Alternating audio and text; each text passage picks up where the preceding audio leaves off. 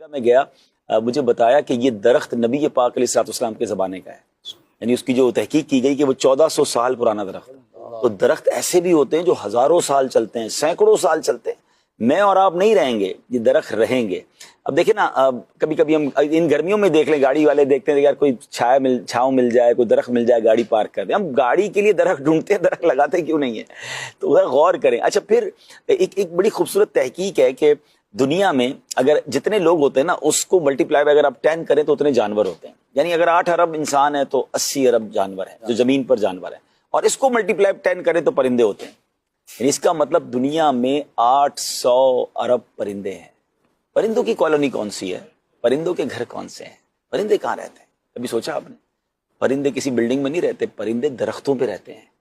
اور آپ سوچیں 800 ارب پرندوں کا گھر درخت ہے، یہ کالونی ہے ان کی، جتنے درخت ہوں گے۔ اچھا، اب آپ تھوڑا سا اس میں اگر آپ غور کریں، جب ہم چھوٹے تھے، جو 40s میں ہے نا، جن کی عمر 40s کے یا اس کے اوپر ہے، ہم جب چھوٹے تھے ہمارے گھر کے باہر کبھی کوئل آ کے بیٹھتی تھی، ہم نے تتلیاں دیکھی ہیں، ہم نے بڑے انجوائے کی ہیں پھولوں کو دیکھتے ہوئے، تتلیوں کو۔ اچھا، ہمارے گھر کے باہر کبھی کبوتر آ کے بیٹھتے تھے، کبھی پرندوں کی آوازیں صبح صبح آتی تھی، اسکول جاتے تھے تو درختوں سے ایک بڑی خوبصورتی آوازیں آتی تھی، کچھ پرندوں کی تو آوازیں بڑی یونیک ہوتی تھی۔ ہمارے اسکول میں بھی درخت ہوتے تھے، ٹھیک ہے؟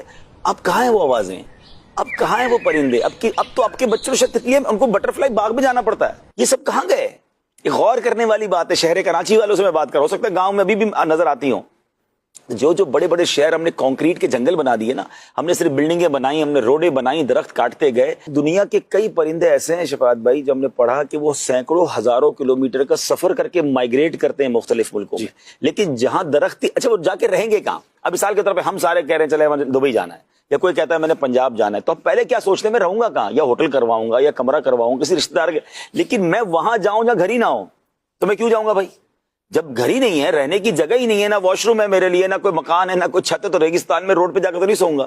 تو بندہ وہاں ٹریول ہی نہیں کرتا کہ جہاں گھر نہ ہو۔ تو اب جن شہروں میں گھر ہی نہیں ہے پرندوں کے، تو وہ پرندے کیوں آئیں گے ہمارے پاس؟ وہ اللہ کی مخلوق کیوں آئے گی؟ بلکہ میں نے ایک تحقیق پڑھی تھی، میں بھول گیا وہ کون سے جانور کی بات ہو رہی تھی، کہ کسی ملک میں کسی ایک جانور کو جو ہے نا وہ مارنے کا یا دور کرنے کا بنا، اور اس کے خلاف کوئی وہ کی گئی، تو پتہ چلا کہ وہ جب جانور ختم کیا گیا تو اس ملک میں اتنے حشرات الارض بڑھ گئے، اتنے کیڑے مکوڑے بڑھ گئے، کہ بعد میں پتہ چلا کہ وہ جانور تو ان کو کھاتا تھا، ہم نے اس جانور کو ختم کیا تو یہ ہمارے لیے وبا کھڑی ہو گئی۔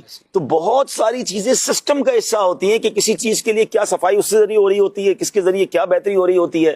اللہ پاک کی یہ مخلوق ہے، جہاں سایہ دے رہے ہیں، جہاں پھل دے رہے ہیں، جہاں آکسیجن دے رہے ہیں، وہاں پرندے